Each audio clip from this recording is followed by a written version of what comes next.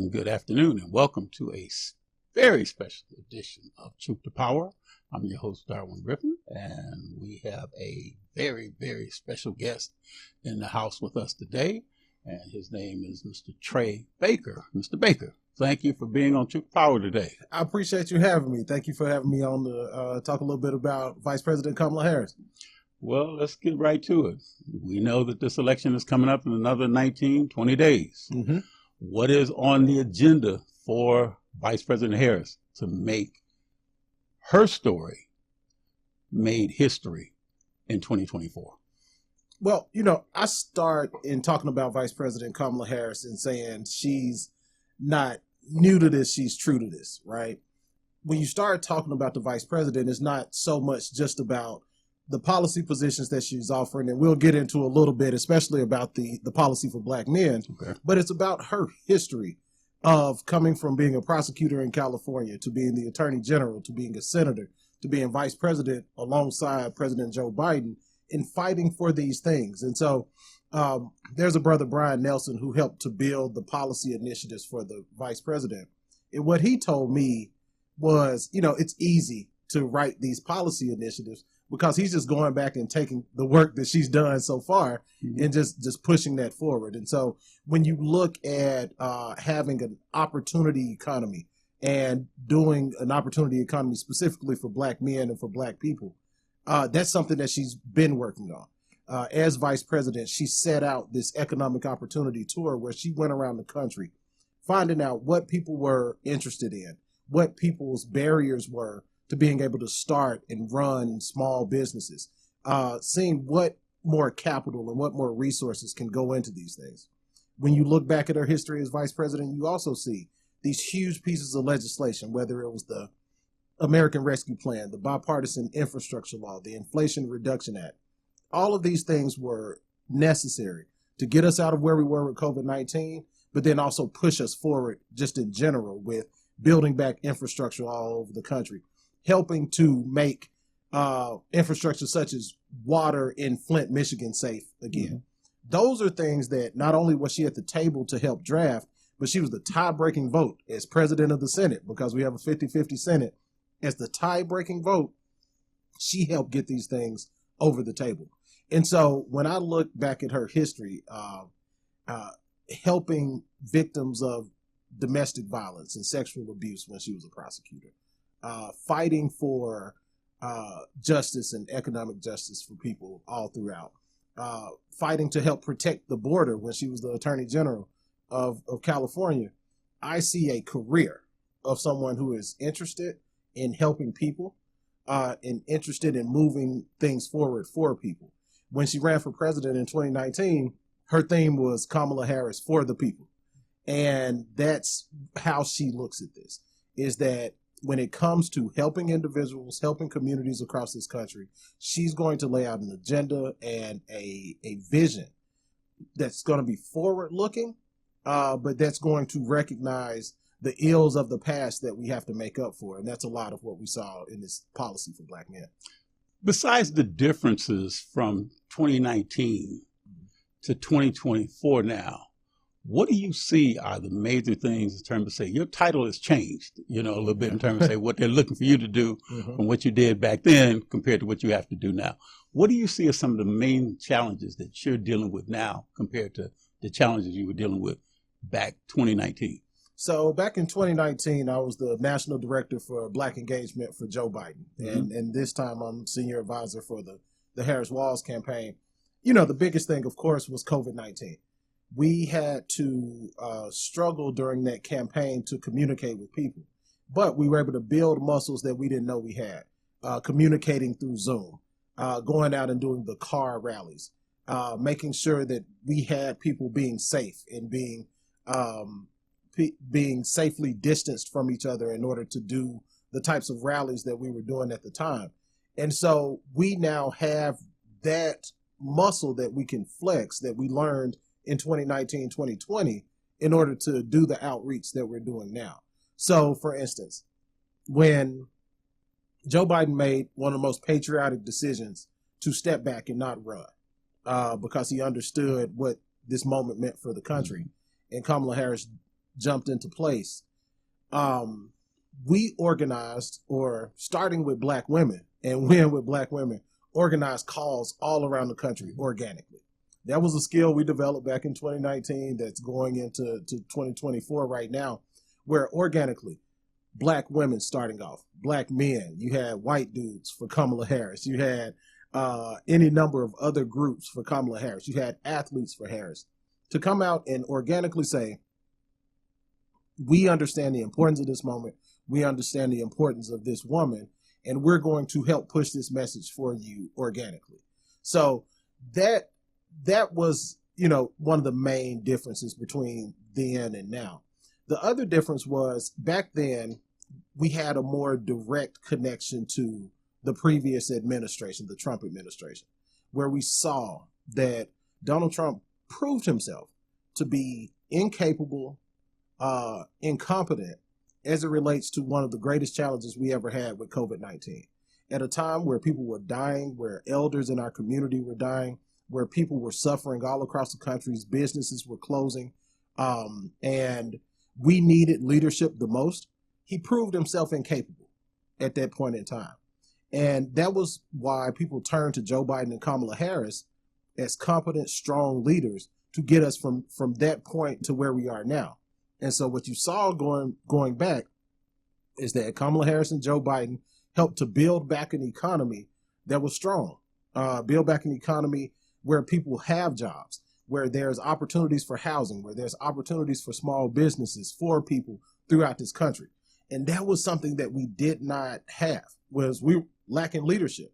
And so I think now, in addition to showing who Kamala Harris is and how great she will be as a president and the initiatives that she has, we also have to remind people in the contrast of how incapable Donald Trump proved himself to be at this very position that he's running for again. Now, you had 80 million people to fire him once before, and he's trying to get those same people to hire him back to a job that we saw that he failed at. And so that's the difference, and that's the case that Kamala Harris is making, is that we've seen what he has to offer, but we've also seen what a Biden-Harris administration has to offer in terms of economic growth, in terms of opportunities for people, in terms of appointing judges that look and feel like the communities around us that can understand our issues, and so that when issues come before them, they have the empathy and the ability to connect with the people who they're making decisions about. And that's the case that's being made right now. Is this man is incompetent, he is incapable. We see him all across the country. We see what's happening at these rallies. We see him standing there. If you think you want this person to be the commander-in-chief of this country versus Kamala Harris, who's standing out 10 toes down, arguing her case in front of the American people every day, then I don't know what to tell you. Well, it's so interesting too, Trey, that here you have a lot of messaging in a lot of these commercials that are going out. And it's interesting because they put a Trump commercial back to back with a Harris commercial. Mm-hmm. And it's like you're looking at the differences between all of the people that were supporting Trump back then that are not supporting Trump now. Because like you just said, they see the fallacies in the Trump administration. Absolutely. Why is it then that people aren't really, because from listening to the news this morning, they were saying it's almost like a neck and neck. I know polls don't vote, but why is it that people are not hearing the messaging that Harris is trying to say to people why Trump would not be a great president as he alleged he was? And I'm saying this is him saying this, that he was for those 4 years that he was in office. Yeah, I think people are hearing it. It takes time, right? And that was what she didn't have because she just became the candidate 80 days ago. And and it's so interesting because a lot of people say she didn't make policy. He did. And she kept reminding him during the debate, I am not President Joe Biden. I am Vice President Kamala Harris. Absolutely. And she kept making certain that he understood that was the president. Yeah. I work with the president. I'm his vice president. But that was still President Biden. She supported a historic agenda that Joe Biden laid out, but she also has her own agenda Right. to move things forward. And I think that point is very important, is that she's going to do some things different. She just pointed out one big difference in laying out this policy for black men around marijuana legalization, for instance. So having recreational marijuana be decriminalized. So one, we can look towards people who have been punished around recreational marijuana and having those records expunged, right? Mm-hmm. That's one thing. But two, having our community be able to participate in this thriving economy that's developed around marijuana. Because it's a shame now to have people locked up for marijuana possession or usage, or and elsewhere across the country, you have people who are benefiting every day Right. from selling weed, basically, to folks. And so that's one big difference that you'll see. Some of the other things that she suggested as it relates to small businesses are things that are taking things that we may have done in a Biden-Harris administration and taking them way further. So she proposed $1,020,000 forgivable loans for people who are starting businesses. Mm-hmm. Now, I have a small business. And so two things that she suggested is this $20,000 forgivable loan, but then also a $50,000 tax credit to people in their first year of their small business. And right now you can get a $5,000 tax credit, but she's wanting to take that up to $50,000. And it's because she sees how important the small business community is and how much it props up communities like ours, right? And so you're looking at something like a $20,000 seed money that's forgivable once you start your business. And then on the back end, you have a $50,000 tax credit. And so now you have this ability to go out, start business, and do all the things that you want to do. And so these are some of the main differences between them, where she is taking what happened in the Biden administration, but she's elevating it with her own thoughts and her own feelings. And that's why she points to that. Something else, essentially to point out, is that her opposition has not laid out any policy, nothing. And so it's hard. And when you say it's still neck and neck, and it's, and people are still coming over, part of the problem is that she's laying out policy. She's showing what she wants to do. She's talking to people every day, and they are doing absolutely nothing. There's nothing that they can point to that's going to be beneficial to any American, much less be beneficial to Black Americans in this country. And so that's the difference that we're fighting with right now. Many of Trump's supporters are ingrained, and they're crystallized in their support for him. And we have to just move past that. And so what it's going to take to get from this point where we're neck and neck, or the polls are close, and the polls are just a snapshot in time. They don't mean anything. People shouldn't look to them to make because they don't vote. Yeah, polls don't vote. But we have to do the work to make sure we get people out. What you're seeing across the country in early voting, the early voting that started in different states. In Georgia, I know we start early voting in this state on Saturday, is huge numbers of Democrats going out and getting their vote in early, making sure their vote counts. And that's the kind of effort that we're going to need across the country to make sure that we push through whatever the poll numbers say. I have no doubt that this is going to be a close election, but I also know that there's the organization that Kamala Harris has put together that's going to be able to take this across the finish line. So now when and I want to get to that, especially when it comes down to the Black men that may kind of look at it like whether or not their vote matters, or whether or not if they're thinking that Harris is really touching them more. But I want you to give a snapshot of what would you say to the average Black man that may not have read Project 2025, that may not know some of the things that he did when they, I hear people talk about that he wrote his name on a stimulus check that they got years past. Yeah.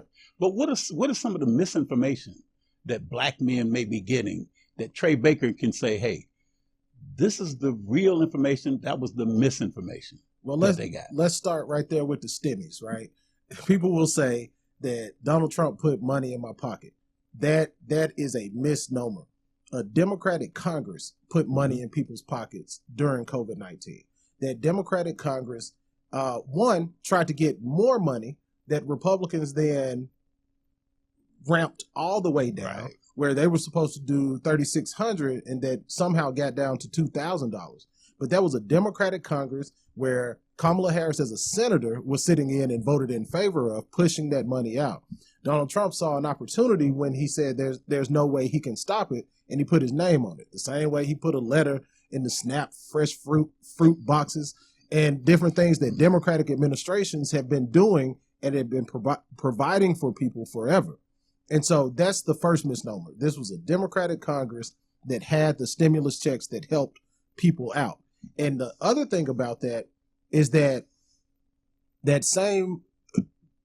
money that came out, you had one $600 check essentially that went to people during the Trump administration. But the rest of the funds, the other $1,400 that people got, that was from a Biden-Harris administration. I was there at the time. Those checks came out in 2021 that helped people to stay on their feet. The other thing that a Biden-Harris administration did was provided for the $6,000 child tax credit. That was huge because it brought 50% of children out of poverty at the time and got people over the top. And so you look at the misinformation and disinformation there. They talk about the record of the vice president and other things. The other piece that you mentioned was Project 2025. Trump will try to say that he's not a part of Project 2025, but if your former chief of staff, if your former policy director, if your former senior advisor are all over here writing and wanting to push Project 2025, then you're a part of it. And they push this agenda that has so many deplorable things, especially for the Black community, about taking away resources from communities, about privatizing housing and urban development so that developers will benefit from the things that are passed from HUD and not the people. But I think for me, one of the most deplorable things in Project 2025 is how it relates to giving full blanket immunity to police officers for whatever they do that's deemed in the process of doing their jobs. That we've seen it. Even without that blanket immunity, we see Black men being harmed, being killed by police officers across the country. George Floyd in 2020 was one of the driving forces behind a movement. But in a world under Donald Trump's Project 2025, the people, Derek Chauvin would never be arrested. He wouldn't be in prison right now. There would be no punishment. So it would be open season on Black men in this country under a Trump Project 2025 administration. And we just can't have that. And so I think a lot of times people say it's bluster or it's hyperbole that we talk about how bad something will be. But this will be awful. Supreme Court justices. The Supreme Court have given full blanket immunity to a president. And we don't think anything of it right now because Joe Biden's the president and we know his character. We don't think anything of it for Kamala Harris because we know her character. Right. But we are deathly afraid of a president having full immunity if it's Donald Trump because we also know his character and we know his bad character. And so in the face of the next president being the person who may appoint 2 or 3 Supreme Court justices to codify all of these bad laws that they want to put in place, we have no choice. We have to guard against this train that we can see coming down the tracks with Project 2025 and Donald Trump. Yeah, because there's a change coming and we have to guard against this change. Absolutely. And the one thing that I'm seeing is that Vice President Harris is looking at making, as I call it, her story. And what is the story that she wants to make sure that she leaves, in your words, to everybody? Because she's not a person that will be a president for some people, as they keep saying President 45 was. Oh, yeah. They're saying that she'll be a person that will represent all the people. And this will be a democracy for everybody. But what is it, Trey Baker, what is it that you want her to say to all those people that may be a little skeptical about, well, I don't know whether or not if she could, move this nation forward the next 4 or 8 years? What would you say, just to kind of hit home the target? This is who I am. People questioned about ethnicity and all that other stuff that they were talking about. But what is it that you would say that really would let everybody know, especially those people that are on the border, that are on the fence? What would you say to them? Well, I'll go back to what I said at the beginning. It's Kamala Harris is for the people. The people will have a seat at the table in a Harris administration. The people will be the first thing to be thought about as policy is written in this administration. When we launched the plan for Black men, we didn't launch the plan for Black men and not think about anybody else. There's a plan for seniors. There's a plan for people in labor unions. There's a plan for women. There's a plan for kids. And so what you have to look at is the whole body of work that she's putting there. And so I think if I were to say one thing in particular to people, is that I would rather be a part of an administration or vote for a person where I know I'll have a seat at the table and I will be considered. No matter how I feel about their whole policies or this thing or the other thing, I know that I'm going to be welcomed in to the front door of the White House and that I will have a seat at this table. From past experience, we know that we will not in a Trump administration. If you're not a billionaire, you may as well not. Because if you're not a billionaire, the tax cuts won't help you and the deregulation won't help you and all of the rules that he wants to put in place will not help you. So communities of the listeners and the viewers who are watching and listening right now, they have no place at Trump's table. But there's a seat at that table with Kamala Harris, and there's an opportunity for your voice to be heard. And I think that in our democracy is the most important thing that we can have. Well, it's so interesting because a lot of people, when President Obama was elected, they were really excited because their mothers, their grandmothers were saying, I never would have thought that this would happen. Now you are on the precipice right now of people saying, I never would have thought that I would see a Black woman as the chief commander of these United States. And how she knows this is a really important moment for her, and not just for her, but for all of the people that she wants to represent. And what if she has a plan that's going to galvanize everybody, that's going to make people not think about the prejudices that, like you said, about what happened with George Floyd, what's happened with, others? What can she say that really let people know, hey, I'm for all the people.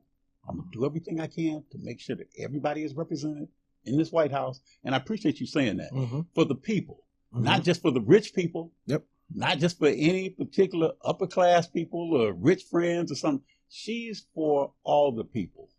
And that's what I'm really hearing in your messaging, that you're saying that you're trying to advocate for her. Now, for the Black men, you were saying this initiative. Kind of expound a little bit more about this initiative for the Black men. Yeah, and just to catch one of your other points, though. You said this will be historic. This will be her story. This will be the first Black woman. This will be the first woman elected, the first Black woman, the first Asian American woman. She represents the first member of a Black historic sorority, Alpha Kappa Alpha, who'll be there, who have some scurrilous brothers called the Alphas, who they deal with. She will be the first HBCU grad. As a graduate of Tougaloo College in Jackson, Mississippi, I'm going to be proud to have the first HBCU president who's there. And so she has life experiences across the board, being involved in a sorority, being at an HBCU, coming from a lower to middle class upbringing. That's why she can connect with all of the people. And that's what's so important to see. That's why we raise this history. We don't say she's an AKA just to, say it. We say that because she has experiences similar to other people in this country that will have it. Really briefly on the Black men's agenda, she pointed out some things. And when she talked about it yesterday when she was in Detroit, she talked about it as, essentially it doesn't help a presidential candidate to say, this is for this community, this is for that community, this is around that, right? But she recognizes a historic imperative to right some of the wrongs that have happened in this country. As a part of this Biden-Harris administration, she helped with things like Black farmers who had been historically discriminated against by our own USDA. And so they just had a settlement for $2 billion that has helped Black farmers all over the country. And so that's what she tried to do with some of the policy that she's doing here, is helping with Black health outcomes with an initiative for Black men as it relates to health. Going on to recreational marijuana in a way that creates opportunities, providing these forgivable loans for people to start businesses. Those are the types of things within this policy that aren't just things thrown out there. It's looking at a historic imperative somewhere where there was some wrong done in this country and trying to find something to make that better for all of the people. And that's how she's going to look at every issue as president of the United States, is where were we? How far have we come? And what can we do to fix it? And I'm going to do that for all of the people. And that's the message that people should hear from Kamala Harris. Well, Trey Baker, we are very, very pleased to have had you on the show with us today. We want to extend an invitation to you after the election to come back again and discuss your strategies as to how you were able to become as successful in 2024 as you were in 2019. I appreciate the opportunity, and I just encourage everybody to not only get out to vote, but take someone with you. Right. We have to dig deeper than people. There are people who won't hear this on the radio. There are people who won't see this on TV. There are people who won't be at the meeting. They won't be at the fraternity and sorority meeting. They didn't go to the HBCU. They're not going to be at homecoming this weekend. And so for those folks, are they getting these messages? Will you please tell them that you heard from this brother from Mississippi who was on the radio talking about, one, how, I'm not going to say nothing more about the alphas, but talking about because we don't want you to tell something that could be that we might have to fact check. For sure. But tell people about, what you've heard and ask some more questions and be able to tell them this information. Get the misinformation out of the system and tell folks, this is what happened and this is how Kamala Harris can fix it. And do that with 2 or 3 friends, and I think we'll be in great shape to come here and tell you how we're going to celebrate and how we're going to go forward in a Harris-Walz administration here in January. Well, I'm looking forward to it. But I think the thing is that, we definitely have to make sure that we take souls to the polls. Absolutely. Because we can't just do it by ourselves. We've got a whole village that we need to go and make certain of. And I think I was talking to somebody today that was saying there's a power of 12. So if one person takes 12 people and then those individuals take 12 people, we can get the job done. It's that power of that 144,000. So that's what we have to do. And I appreciate you having those closing words to say, don't just go to vote, take other people to vote or encourage other people to vote as well. Protecting democracy is a team sport. Alphas and Kappas. Absolutely. Thank you so much for having me. Appreciate you being on the show with us today. You've been watching Truth to Power. I'm your host, Darwin Griffin. Our special guest has been Mr. Trey Baker, and we hope that we will have Trey Baker to come back on again in the very, very near future again. Absolutely.